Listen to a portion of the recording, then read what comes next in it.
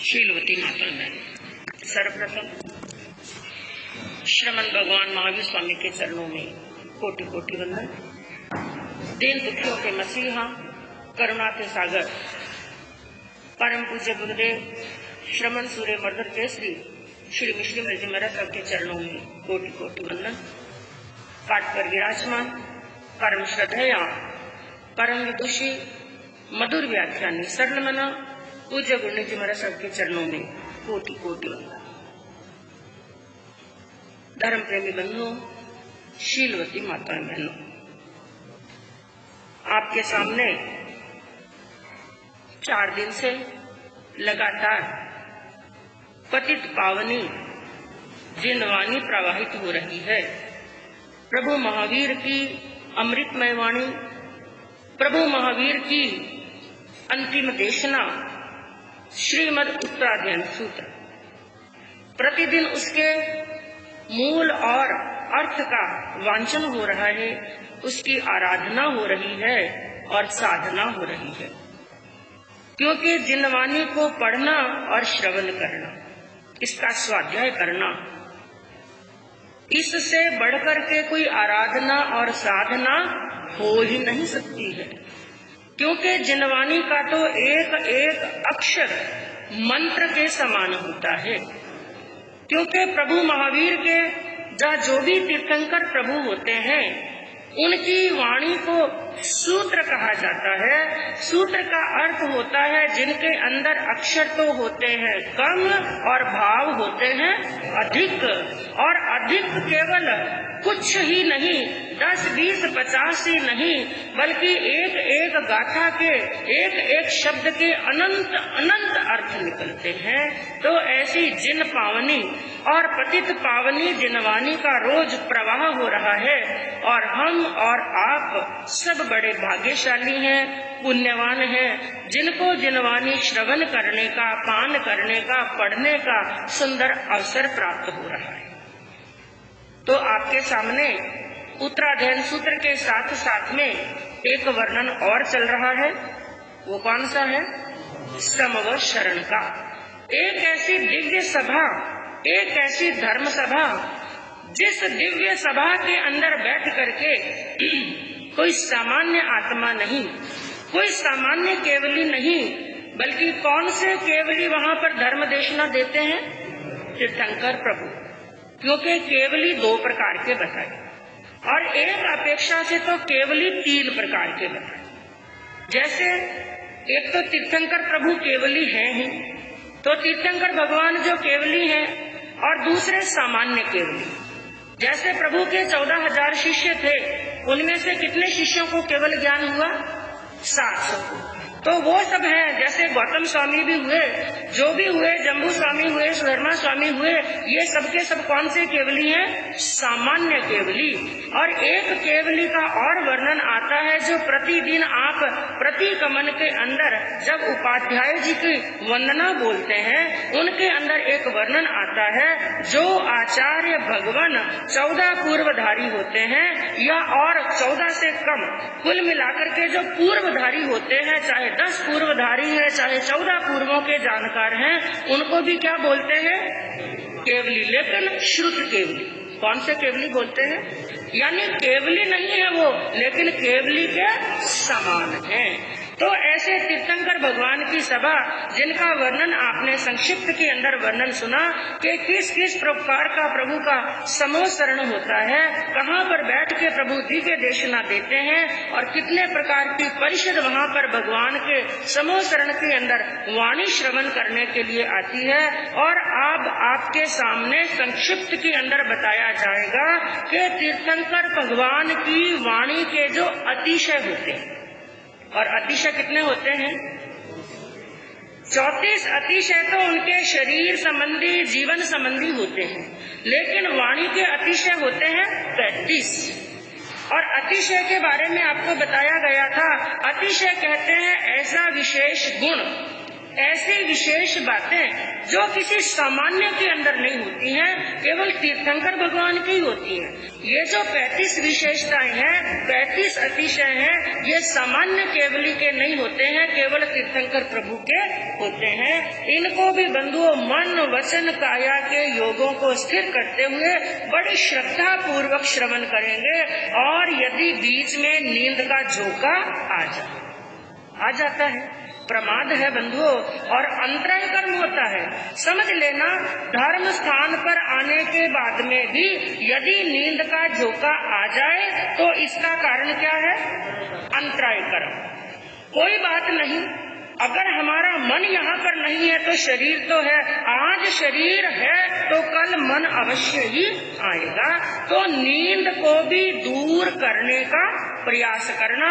यदि आलस आने लगे, झोंका आने लगे, तो अपनी आत्मा को बार बार धिक्कार देना कि इतना पुरुषार्थ करके मैं धर्म सभा तक पहुंच गया, इतनी पुनवानी मैंने बांधी कि जिनवानी श्रवण करने का अवसर मुझे मिल गया, लेकिन एक काठिया ये भी बीच में शेष रह गया कि यहाँ पर पहुंचने के बाद में भी आलस मुझे सताने लगा। तो इसको दूर करने का प्रयास करेंगे और कुछ समय के लिए हम कल्पना करेंगे कि हम यहाँ पर जैन भवन के अंदर नहीं बल्कि कहाँ बैठे हैं? समो शरण के अंदर बैठे हैं। क्योंकि बंधु हमारे ध्यान के अंदर बड़ी पावर होती है, कई प्रकार का ध्यान होता है। क्योंकि ये डॉक्टर लोग, वैद्य लोग भी क्या कहते हैं ध्यान के बारे में? हमारे शरीर के अंदर कहीं पर रोग है, कहीं पर पीड़ा है, वेदना है, आप ध्यान करके बैठ जाओ, उसी अंग के ऊपर अपनी पूरी एनर्जी लगा दो।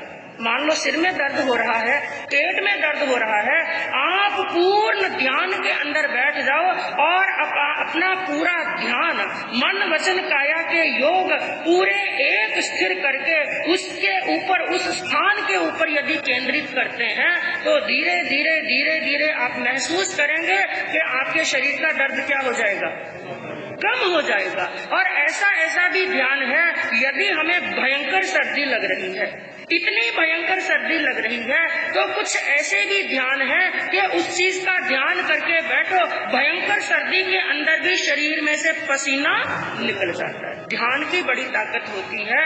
तो हम ध्यान करें, क्योंकि प्रभु ने कई प्रकार की साधनाएं बताई, लेकिन सबसे बड़ी साधना का मार्ग कौन सा है?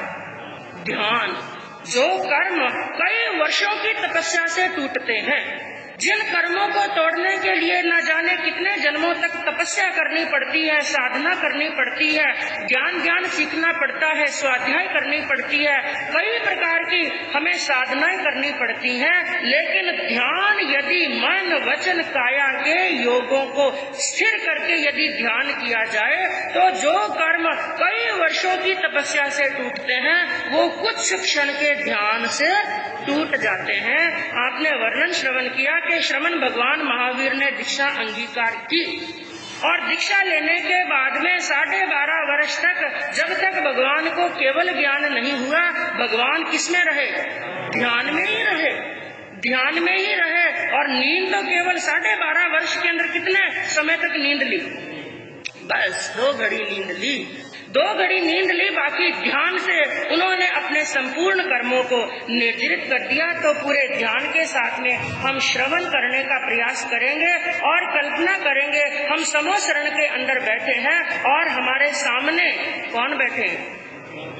वो कल्पना करेंगे हम तीर्थंकर भगवान के दर्शन कर रहे हैं और उनकी वो देशना श्रवण कर रहे हैं और उन भगवान के अतिशयों का वर्णन करते हुए जैन तत्व प्रकाश के अंदर इनका विस्तार पूर्वक वर्णन दिया गया है। जो भगवान के 35 अतिशय हैं, लेकिन आपके सामने बड़ा संक्षिप्त वर्णन किया जाएगा, जिसमें सबसे पहला अतिशय होता है भगवान की वाणी का, कि भगवान की वाणी संस्कार युक्त होती है।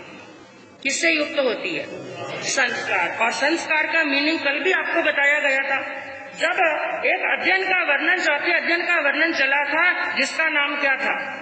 असंस्कृत। और इसका विपरीत बताया गया संस्कार, संस्कृत। यानी संस्कृत या संस्कार उसे कहते हैं जो एकदम व्यवस्थित हो और एकदम मंजी हुई हो, एकदम सदी हुई। यानी भगवान की वाणी संस्कार युक्त होती है, जिसके अंदर व्याकरण संबंधी कोई गलती नहीं, किसी प्रकार की कोई गलती नहीं होती है, ना कोई दीर्घ को लघु और ना ही लघु को दीर्घ, यानी जो मात्राएं होती हैं, अनुस्वर होते हैं, व्याकरण संबंधी भगवान की वाणी के अंदर किसी प्रकार की कोई गलती नहीं होती है। ऐसी संस्कार युक्त भगवान की वाणी होती है।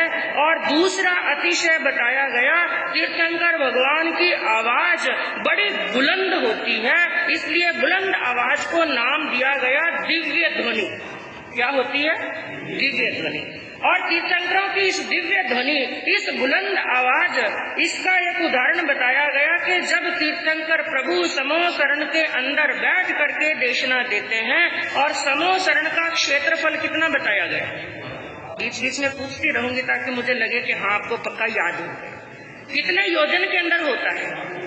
1 योजन के तीर्थंकर प्रभु का। और यहाँ पर एक बात और बताऊं मैं आपको, जो पहले तीर्थंकर हुए ऋषभदेव भगवान, उनका समूह शरण कितने योजन में था?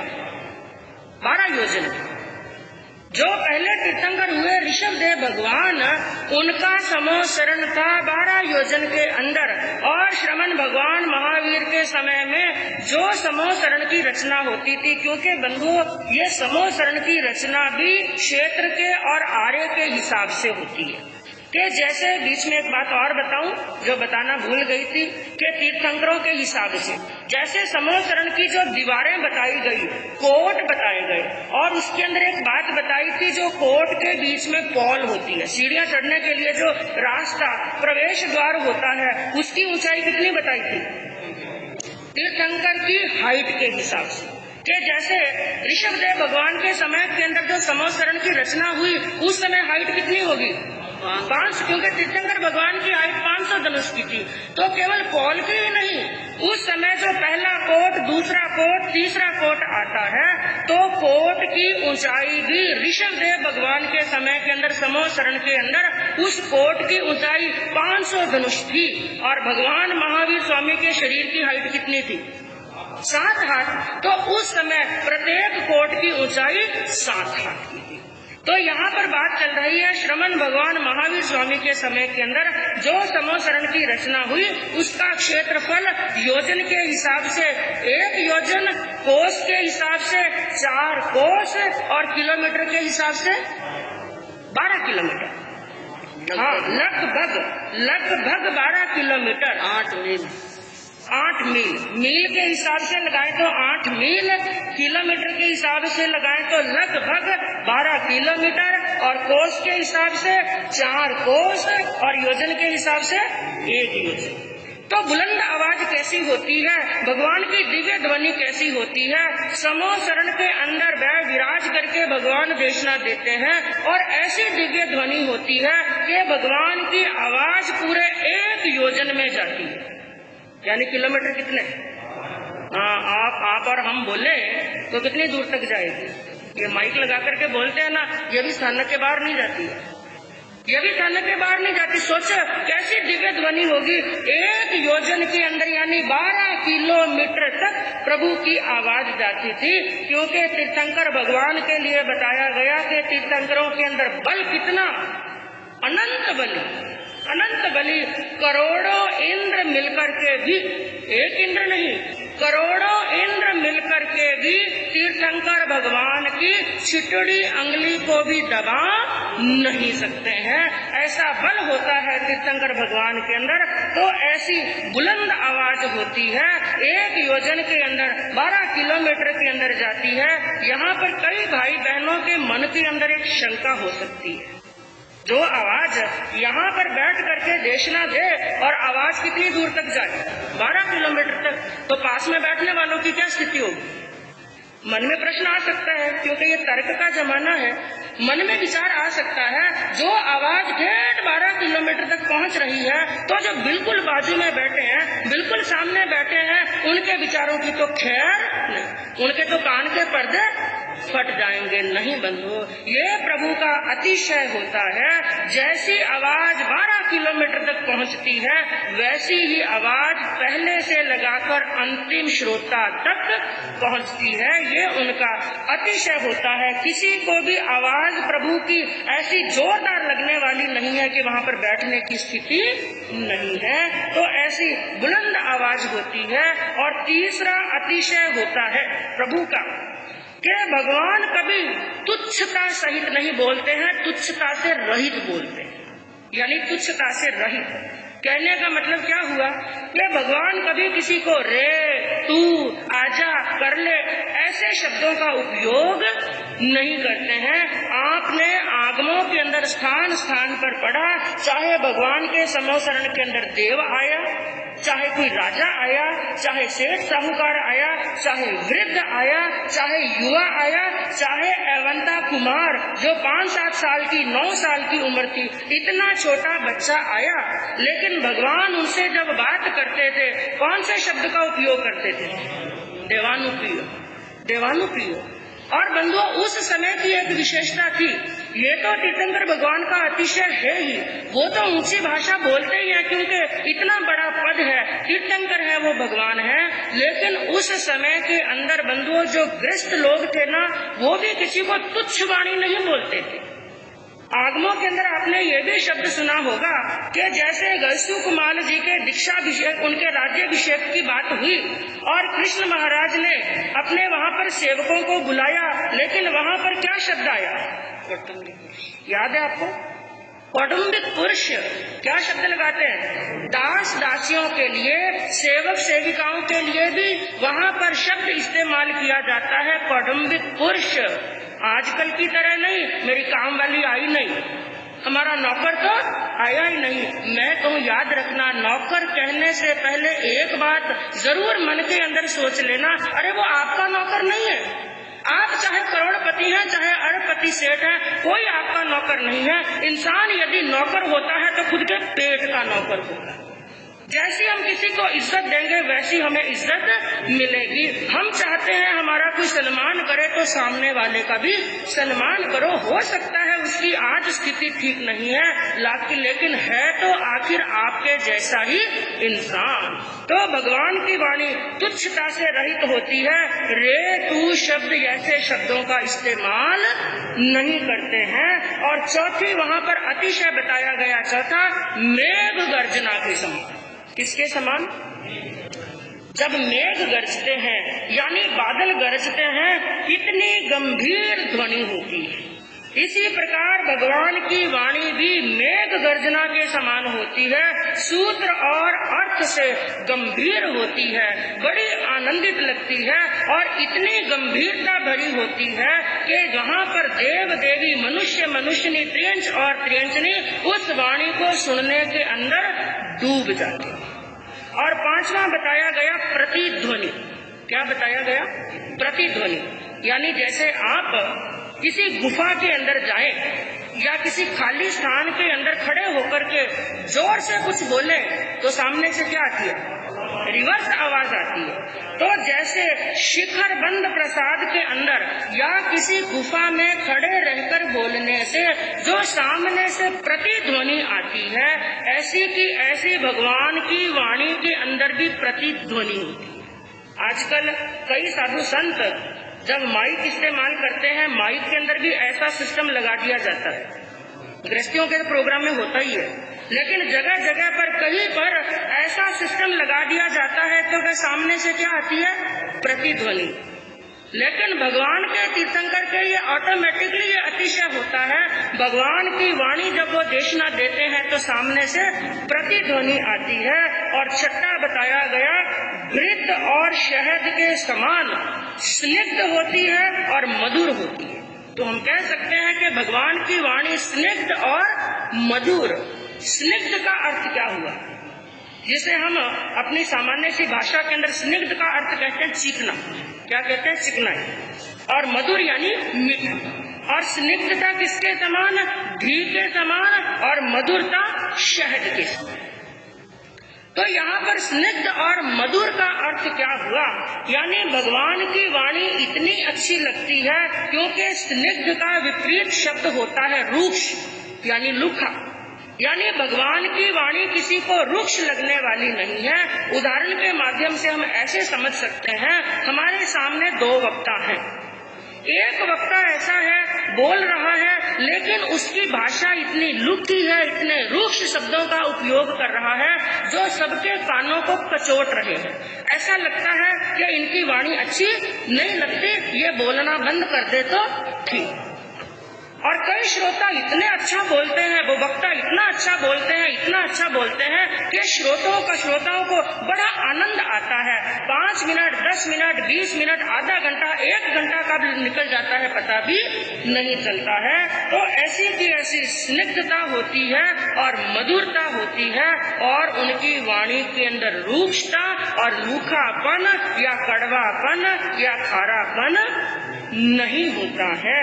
और 7वां बताया गया, भगवान की वाणी के अंदर 6 राग और 36 रागणियां निकलती। क्या निकलती है? एक तरह से कह सकते हैं म्यूजिक निकलता है। आप सोचेंगे वो कैसे? तो यहाँ पर कहने का तात्पर्य क्या है? 6 राग और 36 रागणियां जो संगीत के अंदर बताई गई, तो यहाँ पर कहने का तात्पर्य ये है कि भगवान की वाणी इतनी आनंदित, इतनी प्रिय लगती है कि जैसे जब 6 राग बजते हैं, 36 रागणियां बजती हैं, जो संगीत बड़ा ही कर्ण प्रिय होता है, बड़ा ही मधुर होता है, जिस संगीत के अंदर मनुष्य डूब जाता है। क्योंकि संगीत के अंदर बड़ी ताकत होती है बंधु। संगीत के अंदर इतनी ताकत होती है कि जब कई प्रकार का संगीत होता है, जैसे एक ऐसा भी संगीत है कि जोरदार सूर्य तप रहा है, भयंकर गर्मी है, और ऐसी गर्मी के अंदर एक ऐसा संगीत बजाया जाता है कि उस भरी दोपहरी के अंदर भी वहाँ पर अंधकार छा जाता है, बादल गरजने लगते हैं, बिजलियां चमकने लगती हैं, और धड़ाधड़ क्या हो जाती है? बरसात, बादल बरसने लगते हैं, बरसात हो जाती है। और ऐसा भी संगीत होता है कि वहाँ पर दीपक के अंदर तेल डाला हुआ है, जोत रखी हुई है, लेकिन ऐसा संगीत बजाते हैं बिना माचिस, वहाँ पर दीपक के अंदर प्रकाश हो जाता है। ऐसा भी संगीत होता है कि बड़े बड़े पत्थर भी उस संगीत से पिघल जाते हैं। संगीत के अंदर बड़ी ताकत। यानी जो उन 6 राग 36 रागणियां सुनने से जो आनंद आता है, वैसा का वैसा आनंद प्रभु महावीर की, तीर्थंकर प्रभु की वाणी के अंदर होता है। जैसे पुंगी बजने से, पुंगी का शब्द सुनने से नाग नाचने लगता है। कैसा भी बिल के अंदर छिपा हुआ हो, लेकिन जब पुंगी का शब्द सुनता है तो नाग बिल से क्या निकल जाता है? बाहर, और झूमने लगता है। और वीणा का शब्द सुन करके हिरण दौड़ करके आ जाता है। और मेघ गर्जना जब होती है, बादल जब गरजते हैं, तो नाचने लगता है कौन?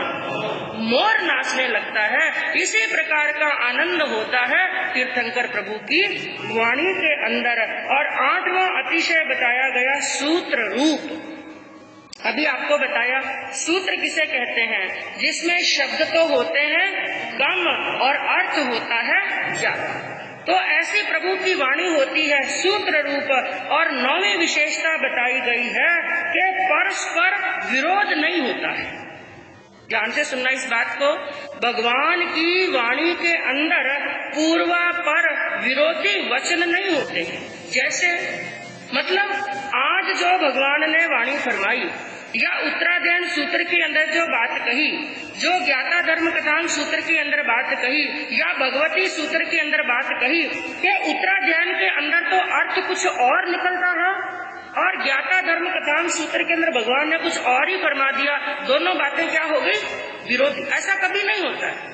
तो परस्पर विरोधी नहीं होते हैं। जिसका एक उदाहरण दिया गया कि एक स्थान पर तो मान लो भगवान ने फरमा दिया अहिंसा परमो धर्म, ये उदाहरण के माध्यम से बताया जा रहा है। एक स्थान पर तो भगवान ने फरमा दिया कि अहिंसा परमो धर्म, अहिंसा ही सबसे बड़ा धर्म है। और दूसरे कहीं स्थान पर प्रभु ने क्या फरमा दिया कि यज्ञार्थ पशु सृष्टा, इस सृष्टि के ऊपर पशुओं का जन्म हुआ है यज्ञ के लिए। ये हिंदू धर्म की एक गाथा है जो उनके ग्रंथों के अंदर आती है। क्या अर्थ निकलता है कि पशुओं का जन्म ही किसके लिए हुआ है? यज्ञ, क्योंकि यज्ञ के अंदर पशुओं की क्या दी जाती थी? बलि। ऐसा कभी विरोधी नहीं, यानी एक स्थान पर तो भगवान अहिंसा में धर्म बता रहे हैं और एक स्थान पर हिंसा में धर्म बता रहे हैं। ऐसा विरोध कभी भगवान की वाणी के अंदर होने वाला नहीं है। उसके बाद में बताया गया 10वां कि भगवान की वाणी का अतिशय होता है कि प्रभु की वाणी सिलसिलेवार होती है। सिलसिलेवार का अर्थ जिस अध्ययन यानी पहले अध्ययन के बाद में जो उसका अगला मतलब होना चाहिए दूसरा अध्ययन होगा, उसके बाद में जो चीज आनी चाहिए वो तीसरे अध्ययन में आएगी। ऐसा नहीं कि जो पहले कहना था उसको बाद में कह दिया, जो बाद में कहना था वो क्या कह दिया? पहले कह दिया। ऐसा कभी नहीं होता है। और 11वीं विशेषता होती है स्पष्टता। क्या होती है? स्पष्टता। यानी स्पष्टता का अर्थ यहाँ पर क्या बताया? भगवान की वाणी पूरा खुलासा कर देती है। किसी के मन के अंदर भी कितने भी श्रोता वहाँ पर बैठे हैं, चाहे सैकड़ों हैं, चाहे हजारों, चाहे लाखों की संख्या के अंदर समूह शरण के अंदर विराजमान है, भगवान की वाणी सुनने के बाद में किसी भी श्रोता के मन के अंदर कोई संशय नहीं रहता है। जितने भी संशय लेकर के आते हैं, जितनी भी जिज्ञासाएं लेकर के श्रोता वहाँ पर आते हैं, उनके संशयों का समाधान अपने आप हो जाता है। क्यों हो जाता है? मन के अंदर एक विचार आता होगा, कैसे हो जाता है? क्योंकि तीर्थंकर भगवान को ज्ञान कौन सा है? केवल ज्ञान, केवल ज्ञान है और केवल दर्शन। केवल दर्शन से देख लेते हैं और केवल ज्ञान से जान लेते हैं कि सामने वाले के मन के अंदर क्या विचार चल रहे हैं, क्या शंका है, क्या जिज्ञासा है। तो अपनी वाणी के द्वारा अपने आप ही उनकी शंका का क्या कर देते हैं? समाधान कर देते हैं। और बंधुओं, वहाँ पर चाहे देव हैं, चाहे देवियां हैं, चाहे मनुष्य और त्रियंच है, 12 प्रकार की परिषद है। भगवान की वाणी की विशेषता होती है सबको अपनी अपनी भाषा के अंदर भगवान की वाणी समझ में आ जाती है। क्योंकि यूं तो तीर्थंकर कौन सी भाषा में प्रवचन देते हैं? अर्धमागधी के अंदर। तीर्थंकर भगवान अर्धमागधी के अंदर ही देशना देते हैं, लेकिन ये भी भगवान का अतिशय है। त्रियंश की भाषा में समझ लेते हैं, मनुष्य की भाषा में समझ लेते हैं और देव की भाषा के अंदर समझ लेते हैं। तो ये कुछ अतिशय बताए और कल आगे और कौन से अतिशयों का वर्णन आता है बंधुओं, कल श्रवण करने से पता चलेगा। और आज आपके सामने मूल वाचन किया गया अध्ययन 5, जिसका नाम क्या है? अकाम मरणीय, और जिसका विस्तार पूर्वक वर्णन बंधुओं पहले आपके सामने हो चुका है और आज वापिस संक्षिप्त के अंदर बताने का प्रयास करूंगी। यहाँ पर अध्ययन का नाम बताया गया अकाम मरणीय, और एक स्थान पर निरुक्ति के अंदर इस अध्ययन का नाम बताया मरण विभक्ति। क्या नाम बताया? मरण विभक्ति। यानी इसके अंदर मुख्य रूप से क्या बताया गया कि मनुष्य के जीवन की और आत्मा की दीर्घकालिक संसार यात्रा के 2 ही पड़ाव हैं। हमारी आत्मा जो अनादिकाल से यात्रा कर रही है, इसके अंदर केवल 2 ही पड़ाव हैं और इस यात्रा का लक्ष्य क्या है? मोक्ष। इस दीर्घकालिक यात्रा का लक्ष्य तो है मोक्ष, मंजिल तो है मोक्ष, लेकिन यात्रा के अंदर जैसे आप लोग पैदल कहीं यात्रा कर रहे हैं तो बीच बीच में क्या डालते हैं? पड़ाव डालते हैं, रुक करके विश्राम करते हैं। उसी प्रकार दीर्घकालिक यात्रा के केवल 2 ही पड़ाव हैं, एक है जन्म और एक है मरण। और कई ग्रंथ हैं, कई धर्मों के ग्रंथ हैं, कई पंथों के ग्रंथ हैं, उनके अंदर बंधुओं जीवन जीने की कला तो कई संतों ने बताई, कई ग्रंथों में बताई जीवन जीने की कला।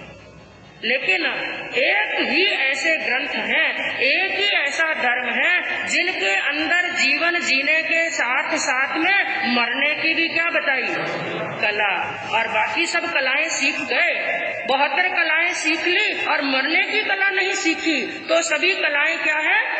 अधूरी रह जाती हैं। क्योंकि बंधुओं, अपने मरने को भी एक महोत्सव बनाना, उसका मरना सार्थक होता है जो अपनी मृत्यु को क्या बना लेता है, महोत्सव। अरे जीवन को महोत्सव बताए क्या बड़ी बात है, जन्म को महोत्सव बनाए क्या बड़ी बात है, कोई बड़ी बात नहीं। जीवन को महोत्सव तो कोई भी बना सकता है, लेकिन सच्चा साधक वो होता है जो अपनी मृत्यु को क्या बनाता है, महोत्सव बनाता है।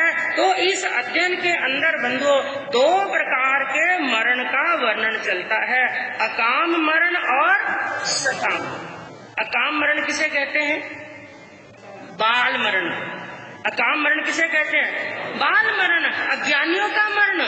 जो अज्ञानियों का मरण होता है बाल मरण होता है, और ऐसा मरण जिसकी कोई सीमा नहीं है, यानी बार बार जन्मते रहते हैं और बार बार मरते रहते हैं। और दूसरा होता है सकाम मरण, जो पंडितों का मरण होता है, विद्वानों का मरण होता है, ज्ञानियों का मरण होता है, सच्चे संतों और सच्चे श्रावकों का मरण होता है। ऐसा मरण, और ज्ञानियों ने क्या कहा, एक मरण ऐसा मरो, एक मृत्यु ऐसी प्राप्त करो कि वापिस बार बार ना जन्मना पड़े और ना ही मरना पड़े। ये भी एक बहुत बड़ी साधना है।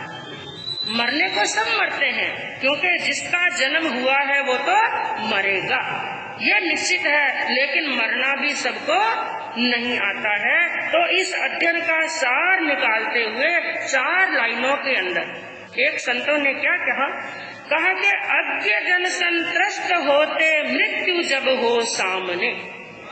अज्ञ जन संत्रस्त होते मृत्यु जब हो सामने, लौट फिर मरण पाते इस जगत को थामने।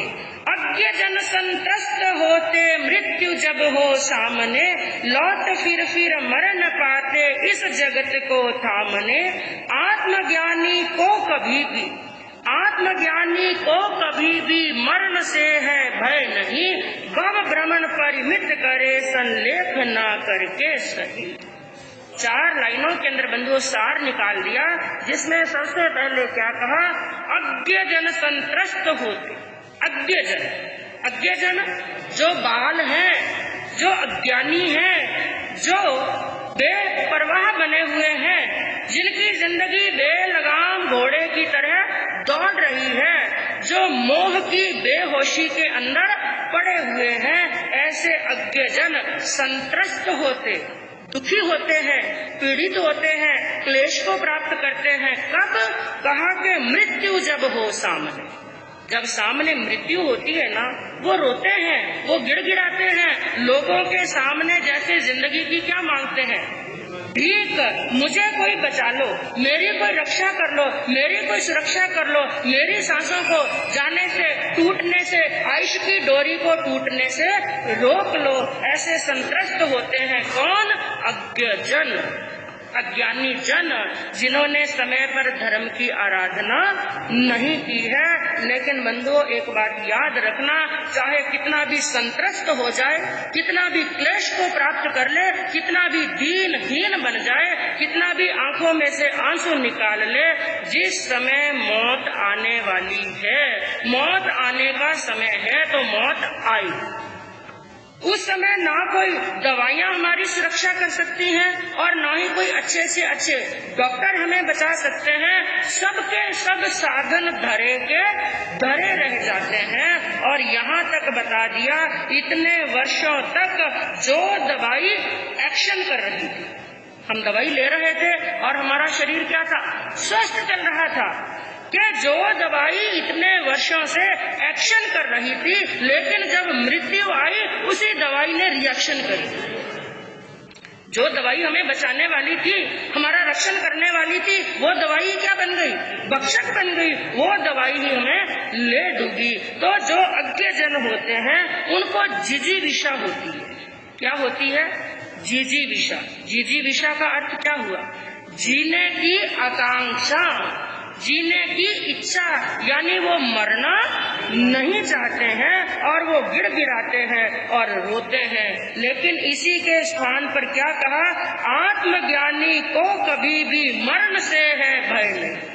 इसके विपरीत जो आत्मज्ञानी होते हैं, सच्चे संत होते हैं, सच्चे श्रावक होते हैं, क्योंकि सकाम मरण के लिए बताया, यह जरूरी नहीं है कि यह सभी संतों को हो। यह भी जरूरी नहीं है कभी सभी श्रावकों को हो। जो आत्मज्ञानी संत हैं, आत्मज्ञानी श्रावक हैं, उन्हीं आत्मज्ञानियों को सकाम मरण की प्राप्ति होती है। तो क्या कहा कि आत्मज्ञानी को कभी भी मरण से है भय नहीं। जो आत्मज्ञानी है, सच्चे साधक है, वो कभी मौत से डरते ही क्यों नहीं डरते? क्योंकि वो सत्य को जान लेते हैं। जो चीज मेरी है वो तो कभी मरती है नहीं, और मेरा क्या है? मेरी आत्मा मेरी है। ना आत्मा को कोई शस्त्र काट सकता है, ना आत्मा को अग्नि जला सकती है, ना आत्मा को पानी डुबो सकता है, और ना ही आत्मा को कोई आंधी उड़ा सकती है। किसी के अंदर ताकत नहीं है। मेरी आत्मा तो मरने वाली है नहीं, आत्मा की कभी मृत्यु नहीं होती है, तो आत्मज्ञानी डरते नहीं है। तो फिर प्रश्न पैदा होता है, आत्मा नहीं मरती है तो कौन मरता है? शरीर। सब लोग यही कहते हैं शरीर मरता है, लेकिन आपको मैं ये बात कह दूं कि शरीर भी नहीं मरता। आप कहेंगे वो कैसे? आत्मा मरी नहीं, शरीर मरी नहीं, मरा नहीं, तो फिर मरा क्या? और शरीर क्यों नहीं मरा? आप मुझे ये बताएं, शरीर किससे बना हुआ है? 5 भूतों से मिलकर के, 5 भूतों से। और वो भूत क्या है? उद्गल है। पृथ्वी मिली, पानी मिला, और अग्नि मिली, हवा मिली, आकाश मिला। ये 5 भूत मिले, और पांचों के पांचों क्या है? पुद्गल। और जब जीव और अजीव का वर्णन चलता है, जीव नित्य है तो अजीव भी क्या है? ध्यान से सुनना इस बात को। 3 शब्द आते हैं, उपनैवा, विज्ञनैवा, धुवनैवा। इन 3 शब्दों को सुनकर के जिनको 14 पूर्व का ज्ञान हो जाता है, वो कौन होते हैं? गणधर। और 3 शब्दों का अर्थ क्या है? जीव और अजीव के अंदर, प्रत्येक चीज के अंदर 3 चीजें होती हैं, उत्पन्न होना, विनाश होना और ध्रुव रहना। तो पुद्गलों के लिए भी क्या बताया? जिन पुद्गलों से मिलकर के शरीर बना है वो भी नित्य है। पुद्गलों की केवल पर्याय बदलती है। पर्याय यानी रूप। एक छोटे से उदाहरण के माध्यम से लेंगे। सोने का एक कंगन है, और सोने का कंगन पुराना हो गया या उसका फैशन चेंज हो गया, तो एक बहन ने क्या किया? उस सुनार को किसी को दिया और कहा इस सोने का क्या बना दो? हार बना, इस कंगन का हार बना दो। अब कंगन तो समाप्त हो गया, और क्या बन गया? हार। तो जो समाप्त हुआ यानी कंगन समाप्त हो गया, वो तो है विनाश, और हार बन गया वो क्या है? उत्पत्ति। लेकिन कंगन भी सोना, जो कंगन में सोना लगा हुआ था वो पहले भी था, और हार में भी वो सोना है। सोना पहले भी था और आज भी है। उसकी केवल क्या चेंज हुई है? बस रूप चेंज हुआ है। तो हम कहें ना मृत्यु आत्मा की होती है, ना मृत्यु शरीर की होती है, तो फिर मृत्यु किस चीज की होती है? और मृत्यु किसको कहते हैं? एक वाक्य के अंदर हम कह सकते हैं, शरीर और आत्मा का कनेक्शन कट हो जाना, बस मृत्यु इसका नाम है। किसका नाम है? आत्मा और शरीर का जो कुछ समय के लिए कनेक्शन हुआ था, कुछ समय के लिए जुड़ाव हो गया था, वो क्या हो गया? कट। बस इसका नाम है। और अज्ञानी इस बात को जान लेते हैं, जैसे दीपक है और बाती भी है। दीपक भी यथावत है और बाती भी यथावत है, लेकिन जोत बुझ गई। क्यों बुझ गई? क्योंकि क्या हो गया? तेल खत्म हो गया। तो तेल के समान होता है हमारा आयुष कर्म। आयुष कर्म समाप्त हो गया, आयुष कर्म क्षय हो गया, आयुष कर्म टूट गया, तो दीपक में से जोत बुझ गई। उसी प्रकार शरीर में से आत्मा निकल गई। तो कहने का तात्पर्य बंधु क्या है? सकाम मरण मरने वाले आत्मज्ञानी वो होते हैं जो ये जान लेते हैं, ना मेरा शरीर मरता है, ना मेरी आत्मा मरती है, बस शरीर के साथ में कुछ समय का ये मेरा योग हुआ था, और उस योग से मेरा कनेक्शन अब क्या हो गया? कट हो गया। और अंतिम लाइन के अंदर क्या कहा कि भव भ्रमण परिमित करे संलेख ना करके सही। अंतिम समय के अंदर ना जीने की चाह, ना मरने की इच्छा, ना जीने की खुशी, ना मरने का दुख। ऐसी भावना से जब अंतिम समय के अंदर ये वो जान लेते हैं अब मेरा यह शरीर धर्म साधना करने के योग्य नहीं है, तो वो समय रहते ही संलेखना अंगीकार कर लेते हैं। तो बंधुओं, एक संत हो और चाहे एक श्रावक हो, सबके जीवन का एक लक्ष्य होना चाहिए कि जब मेरा अंतिम समय आए उस समय मेरी स्थिति क्या हो। क्या मुझे जीने की चाह होनी चाहिए या मरने की चाह होनी चाहिए? नहीं, उस समय भावना होनी चाहिए कि मुझे संसारा और संलेखना आए। इसलिए अपनी संतान को भी ये बात हमेशा कह करके रखना, जब तुम्हें लगे कि मेरा अंतिम समय आ रहा है और मैं जागरूक अवस्था के अंदर ना हूँ, तो हे बेटा, मुझे संसारा पछताने की क्या रखना भावना। मैं कहूँ उस समय संसारा आए या ना आए, मालूम नहीं हम किस स्थिति के अंदर होंगे। आज से ही यदि भावना भानी शुरू करेंगे तो हमारे कर्मों की क्या होगी? निर्जरा। और यदि भावना रखेंगे तो अवश्य ही वो अवसर जरूर आएगा। और श्रावक के मनोरथ के अंदर भी जो 3 मनोरथ श्रावक के बताए गए, उसके अंदर भी एक वहाँ पर मनोरथ आता है। वो दिन धन्य होगा, वो घड़ी धन्य होगी, वो पल धन्य होगा जब अंतिम समय के अंदर मैं समाधि मरण को प्राप्त करूंगा। तो बंधुओं, इस अध्ययन के अंदर यही बताया गया कि ज्ञानियों का मरण होता है, पंडितों का मरण होता है, उसे सकाम मरण कहते हैं। जो अज्ञानियों का, बाल का, अज्ञजनों का मरण होता है वो सकाम मरण। हमें यही भावना भानी चाहिए, हे प्रभु हमारे पर ऐसी कृपा करना, एक बार मैं ऐसा मरूं कि मुझे वापिस जन्म और मरण ना करना पड़े। अब बंधुओं, आगे छठे अध्ययन के अंदर क्या वर्णन आता है सुनने से मालूम पड़ेगा। इसी भावना से शीलवती माता में सर्वप्रथम श्रमण भगवान महावीर स्वामी के चरणों में कोटि कोटि वंदन। दीन दुखियों के मसीहा, करुणा के सागर, परम पूज्य गुरुदेव श्रमण सूर्य मर्दर केसरी श्री मिश्री जी महाराज के चरणों में कोटि कोटि वंदन। पाठ पर विराजमान परम श्रद्धेया, परम विदुषी, मधुर व्याख्यानी, सरल मना पूज्य गुरु जी महाराज के चरणों में कोटि कोटि वंदन। धर्म प्रेमी बंधुओं, शीलवती माता बहनों, आपके सामने